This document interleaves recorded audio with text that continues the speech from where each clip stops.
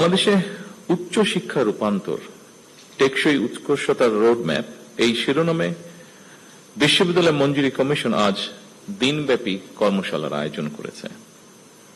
আমি ব্যক্তিগতভাবে বিশ্বাস করি এটি অত্যন্ত সময় উপযোগী একটি অনুষ্ঠান। আপনারা যারা এতক্ষণ আলোচনা করলেন, এইসব আলোচনায় শিক্ষা ও গবেষণায় আমাদের বিশ্ববিদ্যালয়ের বৈশ্বিক মান বজায় রাখতে পেরেছে কিনা এমন একটি প্রশ্ন হয়তো ফুটে উঠেছে, হয়তো ফুটে ওঠেনি। তবে আনফরচুনেটলি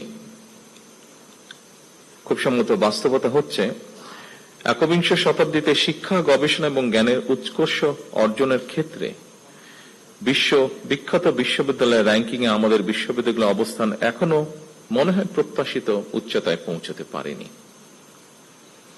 র্যাঙ্কিং এর ক্ষেত্রে সাধারণত গবেষণা, প্রকাশনা, পাবলিকেশন, সাইটেশন এবং উদ্ভাবন এই বিষয়গুলোকে মনে হয় বেশি গুরুত্ব দেওয়া হয়। সেই ক্ষেত্রে আমাদের অবস্থান কোথায়, এই বিষয়গুলো নিয়ে আমাদের শিক্ষাবিদগণ নিশ্চয়ই আরো চিন্তা ভাবনা করবেন। শুধু পুঁথিগত শিক্ষায় নয়, বিশ্ববিদ্যালয় গবেষণা এবং উদ্ভাবনের দিকে মনোযোগ না দিলে মনে হয় প্রতিযোগিতামূলক বিশ্বে আমাদের টিকে থাকা কিছুটা হলেও কষ্টসাধ্য হয়ে পড়বে। বিশ্ববিদ্যালয়ের উদ্ভাবন কিংবা গবেষণা কার্যক্রম এগিয়ে নিতে সরকার অর্থ বরাদ্দ দেবে, এটাই স্বাভাবিক।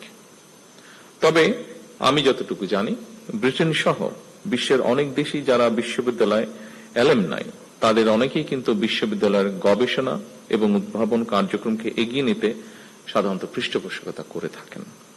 এই জন্যই অনেকে বলে থাকেন শিক্ষার্থীরা হলো বিশ্ববিদ্যালয়ের প্রাণ আর অ্যালামনাইরা হলো তার মেরুদণ্ড। ঢাকা বিশ্ববিদ্যালয় সহ দেশের বিভিন্ন বিশ্ববিদ্যালয়ের শিক্ষার্থী বর্তমানে যারা দেশে বিদেশে জ্ঞানে বিজ্ঞানে অর্থবিত্তে প্রতিষ্ঠিত, সেই সব অ্যালামনাইদেরকে বিশ্ববিদ্যালয়গুলোতে শিক্ষা ও গবেষণা উন্নয়নে সম্পৃক্ত করার উদ্যোগ নেওয়ার জন্য আমি উপস্থিত শিক্ষাবিদদের প্রতি বিনীত আহ্বান জানাই। সম্মানিত সুধীমণ্ডলী, আরো একটি বিষয়ের দিকে আমি আপনাদের দৃষ্টি আকর্ষণ করতে চাই। বিশ্ববিদ্যালয়গুলো থেকে প্রতি বছর লক্ষ লক্ষ শিক্ষার্থী বের হয়। উচ্চশিক্ষা নিয়েও অনেকে বেকার থাকেন, অর্থাৎ বেকারত্বের সংখ্যা আমরা যদি একটু দেখি, উচ্চশিক্ষিতদের মধ্যেই মনে হয় বেশি। এর কারণ সম্পর্কে নানা মতামত রয়েছে, তবে মনে হয় একটি ব্যাপারে কম বেশি সকলেই একমত। একাডেমিক শিক্ষা অর্জনের পাশাপাশি দক্ষতা অর্জন করতে না পারাই মনে হয় শিক্ষিতদের মধ্যে বেকারের হার বেশি হওয়ার কারণ, খুব সম্ভবত।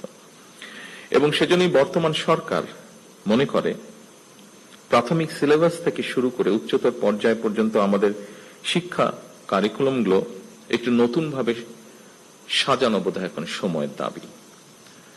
নৈতিক মূল্যবোধ সম্পন্ন কর্মসূচি শিক্ষা ছাড়া বেকারত্ব নিরসন মনে হয় খুব সম্ভব হবে না। সময়োপযোগী শিক্ষা কারিকুলাম ছাড়াও বৈশ্বিক প্রতিযোগিতায় টিকে থাকা মনে হয় সম্ভব নয়। এ কারণেই বর্তমান সরকার একাডেমিক সিলেবাসকে সময় উপযোগী করার কাজ এর ভিতরেই হাতে নিয়েছে। সম্মানিত শিক্ষকবৃন্দ, সম্মানিত গবেষকবৃন্দ, বিশেষ করে উচ্চশিক্ষা ব্যবস্থাকে সময় উপযোগী করতে বর্তমান সরকার অ্যাপ্রেন্টিসশিপ, ইন্টার্নশিপ এবং ইন্ডাস্ট্রি একাডেমি এটা সহযোগিতা বাড়ানোর জন্য চেষ্টা বা উদ্যোগ গ্রহণ করছে। প্রাথমিকভাবে বিভাগীয় শহরগুলোতে অবস্থিত বিশ্ববিদ্যালয়ের সঙ্গে স্থানীয় শিক্ষা ও ব্যবসা প্রতিষ্ঠানের সম্পর্ক স্থাপন করার এই কার্যক্রম শুরু করার উদ্যোগ সরকার নিচ্ছে, যার ফলে আমরা মনে করি শিক্ষার্থীগণ পুঁথিগত বিদ্যা অর্জনের পাশাপাশি হাতে কলমে শিক্ষা লাভ করে শিক্ষার্থী অবস্থাতেই কর্মদক্ষতা অর্জন করতে সক্ষম হবেন। ফলে শিক্ষা জীবন শেষে সম্ভবত তাকে আর বেকার থাকতে হবে না। কলেজ এবং বিশ্ববিদ্যালয়ে ইনোভেটিভ বিজনেস আইডিয়া বাণিজ্যিকরণ করতে প্রতিযোগিতামূলক প্রক্রিয়ায় সিড ফান্ডিং বা ইনোভেশন গ্রান্ট প্রদান, এটারও আমরা উদ্যোগ নিচ্ছি এবং এর উদ্দেশ্য ক্যাম্পাস থেকেই ব্যবসায়িক উদ্যোক্তা তৈরি করা। ফলে এই উদ্যোক্তারা নতুন এবং সৃজনশীল ব্যবসায়িক ধারণা বাস্তবায়ন করে দেশের অর্থনীতিতে নিশ্চয়ই অবদান রাখতে সক্ষম হবেন। শিক্ষার্থী থাকা অবস্থায় কর্মদক্ষতা অর্জনের ফলে এমনও হতে পারে একজন শিক্ষার্থী চাকরির জন্য অপেক্ষা না করে নিজেই একজন উদ্যোক্তা হিসাবে বরং আরো কয়েকজনের কর্মসংস্থানের ব্যবস্থা করতে সক্ষম হবেন। এইসব উদ্যোগ ছাড়াও সরকার উচ্চ শিক্ষা প্রতিষ্ঠানগুলোতে উদ্ভাবন এবং উদ্যোক্তা উন্নয়ন ইনস্টিটিউট, সায়েন্স পার্ক প্রতিষ্ঠার পরিকল্পনা করছে। দেশি বিদেশি প্রতিষ্ঠানের সাথে অংশীদারিত্বের ভিত্তিতে বিশ্ববিদ্যালয়গুলোতে বিজ্ঞান মেলা, innovation fair, product sourcing fair সহ এ ধরনের শিক্ষা ও দক্ষতা বিষয়ক আয়োজনকে উৎসাহিত করার পরিকল্পনা আমরা নিয়েছি। শুধু উচ্চশিক্ষার ক্ষেত্রেই নয়, স্কুল পর্যায় থেকেই সরকার শিক্ষা কারিকুলামে কারিগরি এবং ব্যবহারিক শিক্ষা বাধ্যতামূলক করার পরিকল্পনা গ্রহণ করেছে। সম্মানিত সুধীমণ্ডলী, বিশ্ব এখন চতুর্থ শিল্প বিপ্লবে পা দিয়েছে। চতুর্থ শিল্প বিপ্লবের চলমান এই সময় এআই বা কৃত্রিম বুদ্ধিমত্তা, robotics, automation, genetic engineering, biotechnology, cyber security, quantum computing, big data, material science, nano technology, পঞ্চম প্রজন্মের ওয়্যারলেস প্রযুক্তি, এইসব উন্নততর প্রযুক্তি একদিকে আমাদের চিন্তার জগৎ নিয়ন্ত্রণ করছে, অপরদিকে শাসন করছে মানুষের কর্মক্ষেত্র বা কর্মসংস্থান।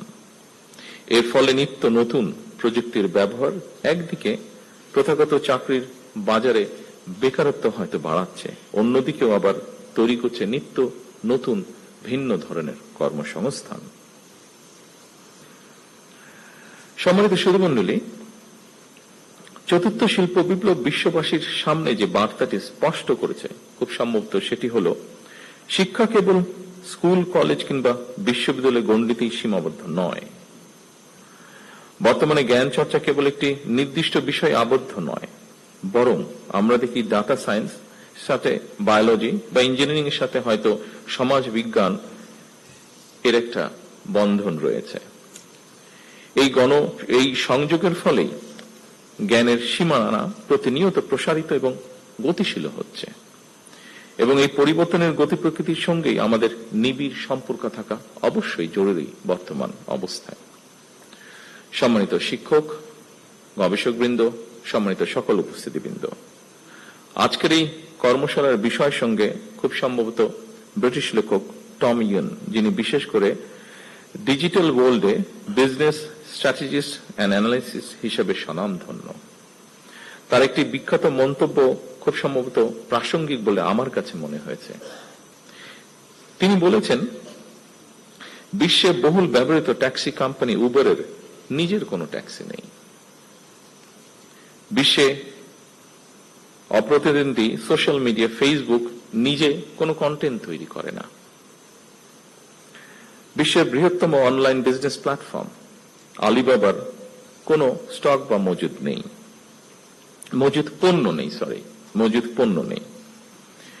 বিশ্বের সবচেয়ে বড় আবাসন প্রোভাইডার এয়ারবিএনবির নিজেদের কোনো রিয়েল এস্টেট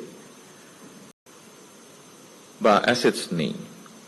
অর্থাৎ ইনোভেটিভ আইডিয়া দিয়ে তারা যার যার ক্ষেত্রে বিশ্ব শাসন করছে।